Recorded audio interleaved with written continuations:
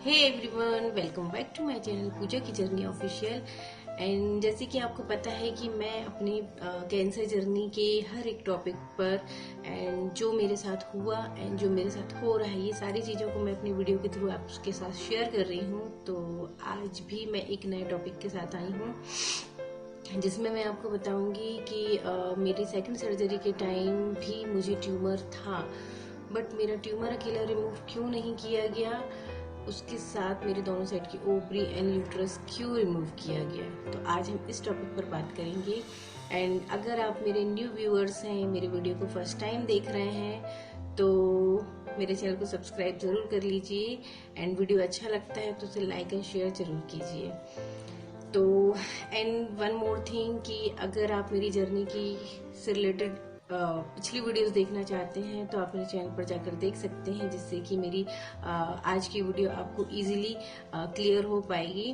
तो चलिए, मैं Pooja Vishwakarma from Chhindwara MP and मैं एक ओवेरियन कैंसर सर्वाइवर हूँ जो कि पिछले 1 साल से इस चीज को फेस कर रही हूँ। तो शुरुआत करती हूँ। जैसे कि मेरे केस में स्पेशली मेरे फर्स्ट सर्जरी के टाइम जो मेरा केस हुआ था, आप वो मेरी पिछली वीडियो में जाकर देख पाएंगे। तो मेरे जो केस है, इस केस की किसी भी लेडी जिसके साथ भी ये हुआ है, तो डॉक्टर का कहना ये था कि इस केस में जो ये एक ओवेरियन कैंसर होता है, ओवेरियन कैंसर में स्पेशली क्लियर सेल्स कार्सिनोमा जो कैंसर होता है, ये कैंसर बहुत ही डेंजरस होता है।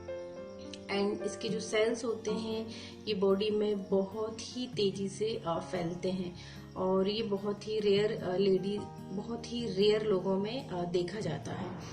तो जो मेरे साथ हुआ कि ओवरी ट्यूमर के साथ ओवरी एंड यूट्रस भी रिमूव किया गया, तो ये केस अगर किसी भी लेडीज के साथ हुआ है या है तो उसके साथ भी ये चीज होगी कि उसका भी यूट्रस एंड ओवरी रिमूव कर दिया जाएगा। तो ये जो क्लियर सेल्स कार्सिनोमा कैंसर है ये बहुत ही डेंजरस है, डॉक्टर का कहना है। एंड सेकंड थिंग, ट्यूमर के थ्रू मुझे पता चला कि मुझे कैंसर है, वो ट्यूमर ऑलरेडी फट चुका था एंड उसकी इंटरनली ब्लीडिंग बहुत ज़्यादा हो चुकी थी।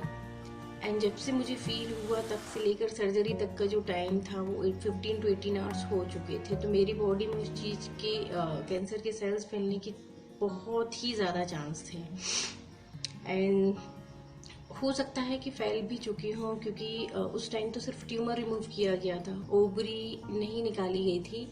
डॉक्टर ने कहा ज़रूर था, लेकिन ये मुझे सेकंड सर्जरी के समय डॉक्टर ने सीडी के थ्रू क्लियर किया था कि नहीं, मेरी ओवरी नहीं निकाली गई है। एक प्रॉब्लम ये थी कि वो फट गया था और उसके फैलने के चांसेस बहुत ही ज़्यादा थे। एंड क्या होता है ना कि ये जो कैंसर होते हैं, इसके जो सेल्स होते हैं, ये जिस जगह पर हुआ है उसके पास, उसके आसपास जो भी ऑर्गन्स होते हैं, जो भी पार्ट होता है बॉडी का, वो सबसे पहले उस पर अटैक करते हैं। तो सिंपल सी बात है कि मेरा था ओवरी में tumour and tumour second time जो हुआ वो ट्यूमर बढ़ गया एंड उसके सबसे पास में थी यूट्रस एंड सेकेंड ओवरी। तो जैसे कि आपको पता होगा कि दोनों ओवरी और यूट्रस एक दूसरे से अटैच होते हैं। अगर नहीं पता तो आप इस पिक्चर में देख पाएंगे कि ये जो सेंटर में दिख रही है ये हमारी यूट्रस है और इसके आजू बाजू जो दिख रहे हैं ये ओवरी है, दोनों साइड की ओवरी। एंड ये जो ट्यूब दिख रहा है ये फॉलोपियन ट्यूब होते हैं, जिसके थ्रू तीनों एक दूसरे से जुड़े होते हैं। तो ये ट्यूमर इसने फर्स्ट टाइम सिर्फ ओवरी में था, देन सेकंड टाइम पे इसने मेरी यूट्रस को भी कैच कर लिया, अटैक कर लिया। तो इसके चांसेस बहुत ही ज़्यादा थे कि ये मेरी सेकंड ओवरी में भी आ सकता था। यूट्रस तक तो आ ही चुका था। एंड यूट्रस में आने के बाद एक क्वेश्चन माइंड में ये आता है कि ओवरी में था, यूट्रस में था, सिर्फ इन दोनों को रिमूव क्यों नहीं किया, मेरी सेकंड ओवरी भी रिमूव क्यों हुई। तो जैसा कि इसका काम है, तीनों का एक दूसरे से काम होता है, मतलब एक ओवरी और यूट्रस का चल सकता है, बट यूट्रस भी अगर चला जाता है तो आपकी सेकंड ओवरी कोई काम की नहीं रहती है। डॉक्टर से हम लोगों ने ये क्वेश्चन किया था कि जो ट्यूमर मेरी ओवरी में है वो ओवरी के लिए रिमूव हो सकती है क्या, यूट्रस एंड सेकंड ओवरी छोड़ दी जाए तो डॉक्टर का कहना ये था कि कैंसर के इतने ज्यादा सूक्ष्म सेल्स होते हैं ना, जो आप कोई भी टेस्ट करा लें, पेट स्कैन भी होता है, उसमें भी इसके ये सेल्स दिखाई नहीं देते हैं। तो इसकी कोई गारंटी नहीं है कि आपका ओवरी में है तो यूट्रस में नहीं आया होगा या सेकंड ओवरी में नहीं आया होगा, वो कहीं से कहीं तक दिखाई नहीं देते हैं। इन शॉर्ट बोला जाए तो उनका कहना ये था कि इसके आसपास का जो भी एरिया होता है, हम लोगों के अकॉर्डिंग सारी चीजों को रिमूव करना ही बेस्ट ऑप्शन होता है अगर इसको बढ़ने से रोकना है तो। क्योंकि आज अगर आप सिर्फ ट्यूमर के साथ सिर्फ फर्स्ट ओवरी रिमूव कर रहे हैं तो कुछ टाइम बाद वो अगर उसके कुछ सेल्स होंगी तो वो, जैसे अभी उसने यूट्रस को अटैक किया है, देन वो उसका अगर फैल चुका होगा तो वो 10 दिन 20 दिन 1 महीने या 6 महीने बाद आपकी सेकंड ओवरी में भी दिखाई देगा और आपको फिर सर्जरी कराकर ट्यूमर रिमूव कराना पड़ेगा। और अगर इसे इसी टाइम पर नहीं रोका जाता है तो ये धीरे करके बार बार ट्यूमर बनाता रहेगा और आप कितनी सर्जरी कराएंगे, पॉसिबल ही नहीं है। इसको स्टॉप करने का एक यही कारण,